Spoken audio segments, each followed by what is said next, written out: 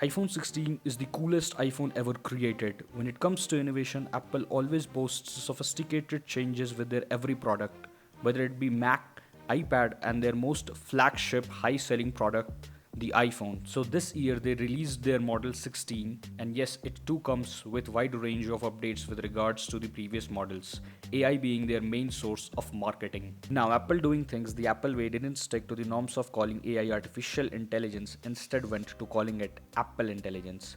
So far, there are many speculations what Apple Intelligence is and what it can do in terms of innovation and being human friendly. This AI powered system brings features like visual intelligence for object recognition. So what does object recognition means? When you are on an Android and you take a picture, right? And you feed this data to Google Lens, it defines and it identifies the picture and it lets you know what the product is all about.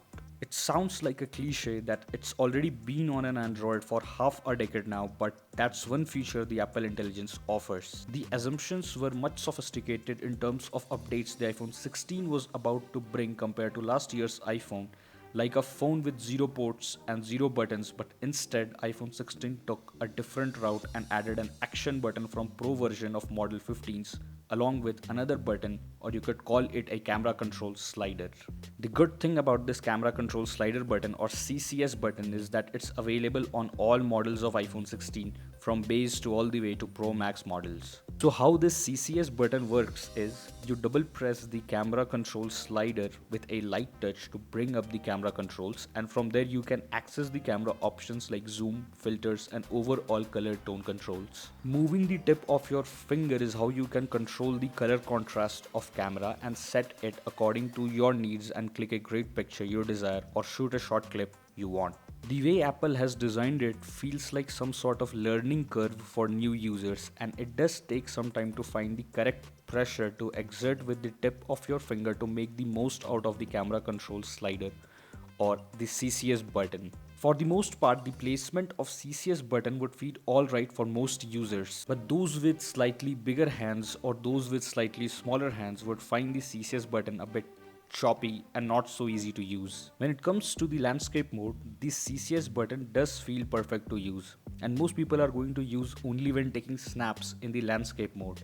And according to me, this is how you can make the most out of the camera control slider.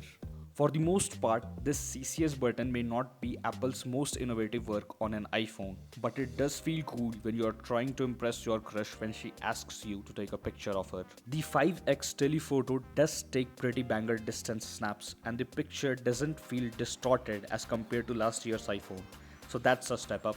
Coming to the aspect of some minor updates, Apple also added a 4K 120 FPS mode to the Pro models, and it's absolutely fantastic. The video feels aesthetically crisp and color contrast does have a humming charm, which some people found missing on earlier generations of iPhones. The camera system has been upgraded with a 48 megapixel fusion camera on the base variant of iPhone 16 and a 48 megapixel ultra wide camera with advanced autofocus on the Pro models allows for stunning macro shots and improved low lighting performance. Coming to the hardware aspect, iPhone 16 and iPhone 16 Plus comes with A18 chipset, while the Pro and Pro Max model comes with A18 Pro chip, offering significantly improved performance for gaming and multimedia consumption.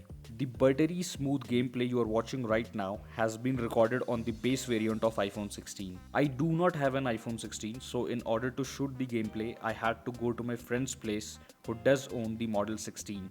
As expected, the FPS the all-powerful A18 chip gives you is 60, which feels chirpy while slaying your enemies and does not feel laggy at all.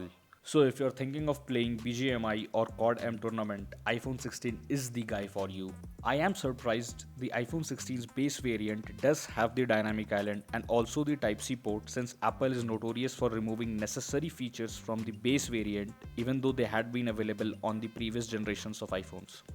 So that's a plus. The iPhone 16 offers a 2000 nits of peak brightness, so when you're outside under the bright sun, you will have less to no problem watching the context on your phone, and everything on the phone will have a crystal view. The iPhone 16 does offer the Super Retina XDR OLED display, but Apple claims to have updated the displays from last year's iPhone. But to be honest, I did not see any major difference when watching YouTube content or Apple TV or Netflix in high resolution. But that does not mean the display is not up to the mark. If anything, the Super Retina XDR OLED display does give you that tone and brilliant color textures which will satisfy your visual needs for a brighter and crisp video entertainment. Although iPhone 16 may feel charming to some users, it will still remain a disappointment to some, because it still comes with 60Hz display in 2024, which Apple certainly could have improved. If not 120, they could have at least upgraded the base variant to 90Hz, which they did not, hence a disappointment.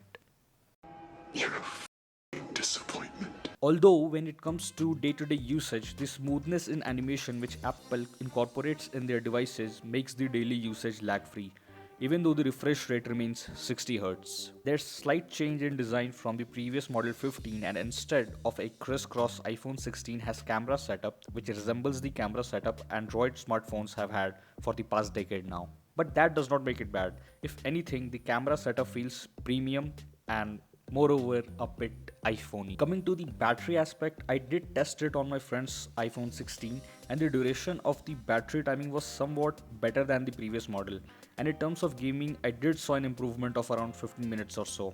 The Model 16 too comes with IP68 rating, water and dust resistance, which has been a standard for the iPhones for half a decade now, although I did not make any tests for this feature. You do get iOS 18 out of the box, and that's a plus. When Apple does roll out the fully fledged AI features, I will have some more testing to do and give you all some better insights. It would have been cooler if Apple did ship the AI updates along with the phone, but since they have stopped shipping charges with the phone, one cannot expect Apple to be humble and ship AI features along with the phone. So all in all, iPhone 16 is an interesting product if you are looking to buy a great phone with cool and innovative features. I also did give some core insights for iPhone 15, whether you should buy it in 2024 or not. So you can check that video as well. The link will be in the description.